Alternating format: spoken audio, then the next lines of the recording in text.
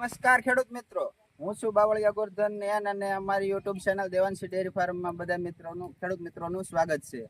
તો આજે અમે આવી ગયા છીએ અમારા દાદાની વાડીએ, જે 70 વર્ષની ઉંમર છે અને ઘણા બધા શાકભાજીનું ઉત્પાદન કરે છે. અને અમારે અહીંયા પડખે ધજાળા ગામ છે, અહીંયા પોતે જાતે માર્કેટિંગ કરે છે અને ઘણા બધા અલગ અલગ પ્રકારના ફળના છોડવા પણ રાખે છે ઘરે ખાવા માટે. તમે જોવો આ દાડમ ને જામફળી છે, ચીકુ છે, બધાય પ્રકારના લીંબુડી છે, એક બે ત્રણ છોડવા બધાય રાખે છે, એટલે એમને ઘરે ખાવામાં ઉપયોગી આવે. અને કેટલા બધા ઔષધિના પણ છોડવા રાખે છે. અને જાતે બકાલાનો તો એમને કોઈ માપ જ નથી હોતું, કેટલી જાતનું બકાલું હોય છે. નોખી નોખી પ્રકારનું બધું બકાલું રાખે છે અને બધું પોતે જ માર્કેટિંગ કરે છે અને સારું એવું આમાંથી આવક મેળવે છે અને એમનું ગુજરાન હકાવે છે. તો અમે અમારા દાદાનું પરિચય નામ પૂછ્યું અને એમનું એડ્રેસ પૂછ્યું, એમના ગામનું નામ પૂછ્યું. તો દાદા, તમારું નામ બતાવો. નામ લીમાભાઈ હાદુભાઈ બાવળિયા. તમારું ગામનું નામ? ગામ ભીખવાળી, તાલુકો સાયલા.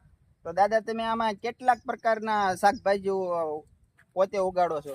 લગભગ કોબી, ફુલાવર, ડુંગળી, લસણ, કારેલા, ગીસોડા, 2-3 જાતની મરચી, પછી ફુલેવર, બધું થઈને મૂળા, ગાજર, પછી પાલક, મેથી, 30-35 જાતનું લગભગ વાવું છું. 35 જાતના શાકભાજી વાવો છો. અને આ તમે રોપ પણ તમારા વાડીમાં વાવવા તમે પોતે જ બનાવો છો ને? પોતે હાથે બનાવવાનો, કોઈ વેસાતો લાવતો નથી. કોઈ જાતનો રોપ પણ વેસાતો નથી લાવતો. તમે દર્શક મિત્રો જોઈ શકો છો, ત્યાં અત્યારે મરચીનો ને ટમેટીનો એનો રોપ ઉભો છે.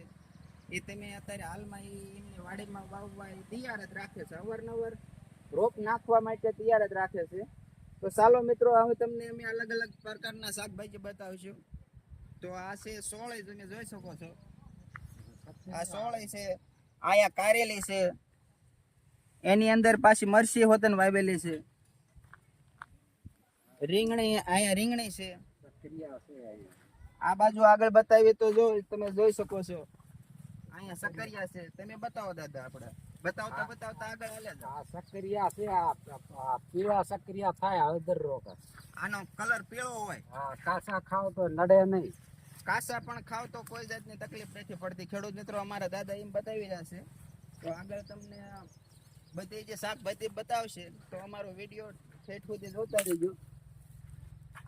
તો આ 2 જાતની અલગ અલગ પ્રકારની સોળે છે, કે આ એક મોટા પાનની ને એક નાના પાનની 2 જાતની છે.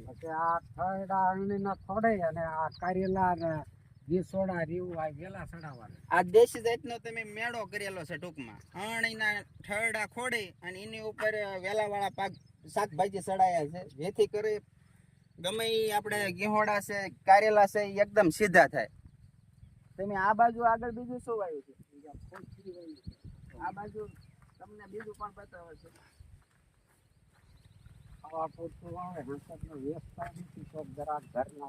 આ મગફળી તમે ઘરે ખાવા માટે વાવી છે? ઘરના આવીને જાવ ખાવાની નહીં ખાવા. આમાં તમે ભીંડો, તુવેર, કેટલા પ્રકારના અલગ અલગ શાકભાજી વાવેલા છે. આ તમે ઘરે મગફળી ખાવા માટે વાવેલી છે. ખાતર ઓલું કરીને જ વાવો. આ તમે ઘરે ખાવા હટવામાં તમે પેલા દેશી ખાતર ભરો અને પછી મજૂર દ્વારા ખોદાવીને એક કરી નાખો. વાવવાની આમાં બતાવ નહીં, પોતે શોખ કરી અને આ તમે એક દાણો સોંપીને વાવી છે? હા, સોંપીને એક દાણો આમાં આ ફૂફા તો કાંઈ ન. આ તમે ખેડૂત મિત્રો જોઈ શકો છો, અત્યારે મગફળીને ફાલ આવી ગયો છે. આ અમારા દાદાએ એક દાણો સોંપીને હાર્યું કરી અને વાવી છે. આ કોઈ દંતાળ દ્વારા નથી વવરાવી. અને અમારા દાદાની ઉંમર 70 વર્ષની આળા ગાળે છે, તોય તે બધું કામ હજી જાતે કરે છે, પોતાનું ગુજરાન હકાવે છે. કોઈ પણ જે આશા નથી રાખતા, ઓલો કામ કરી દેશે, ઓલો કામ કરી દેશે, બધું કામ જાતે કરે છે. આમાં વખાડામાં રાપડી રહી, આમાં જે નાનું હાથી રાપ આવે એ પણ એ પોતે જ કાકે છે. એટલે કોઈ જાતની કોઈ સનેડો કે કોઈ વાહનની પણ જરૂર નથી પડતી, એમને હાથે ખેંચીને નાખી નાખે છે. અને ખેડૂત મિત્રો, આ તમે જોઈ શકો છો, આ બાજુ લીંબુડી છે, જામફળી છે, બધા પ્રકારના આ બાજુ સંદન છે, આગ છે, જાંબુડા છે, પોપૈયા છે, બધા પ્રકારના એક એક રાખે છે અને બધું ઓર્ગેનિક ટાઈપનો છે. આમાં કોઈ જાતનું રાસાયણિક નાખતા નથી. ઓર્ગેનિક દેશી ખાતર નાખી અને બધું ઘરે પકવે છે. એમનું પણ આ અમારા દાદી છે, તમે જોઈ શકો છો. એમની પણ ઉંમર 65 થી 70 વર્ષ થઈ ગઈ છે. એ પણ અમારા દાદા ને બે મળીને કામ કરે છે હાથે. બાપુ, તમારું નામ શું છે? રામુબેન. તો તમે આટલી ઉંમરમાં કામ કરો છો, તમે પેલાનો ખોરાક ખાધેલો રહ્યો એટલે તમને આમ થાક કેવોક લાગે? કોઈ પણ કામ આખો દી કામ કરી નાખો.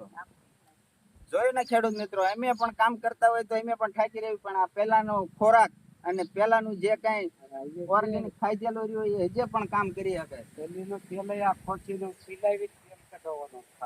અમારા દાદા એમ કે છે કે પેલી પણ ઘરે વાવીને ઘરે પેલાવીને તેલ ને બધું હાથે ઘાણામાં કોઈ જાતનું વેચાતું નથી લેતા. બધું ટૂંકમાં ઓર્ગેનિક રીતે મરસા કોઈ બી નાનામાં નાની વસ્તુ તેમ કયો તો એ ઘરે રાખે અને ઘરે મરસાની ખાણીમાં ખાંડી દળાવવા પણ નથી જતા. એ બધું હાથે જ તે ઉત્પાદન કરે ને હાથે રસોઈ કરે છે. કોઈ જાતનું દળાવીને એવું નથી કરતા. તો તમે જોઈ શકો છો ખેડૂત મિત્રો, મારા દાદા અને દાદી બે જો પોતે એવી રીતે બકાલામાં મહેનત કરી અને આવી રીતે પોતે નાનું એવું હાથેડું બનાવી માથે પાણી મેકી અને હાકે છે. કોઈ જાતની સનેડાની જરૂર નથી પડતી.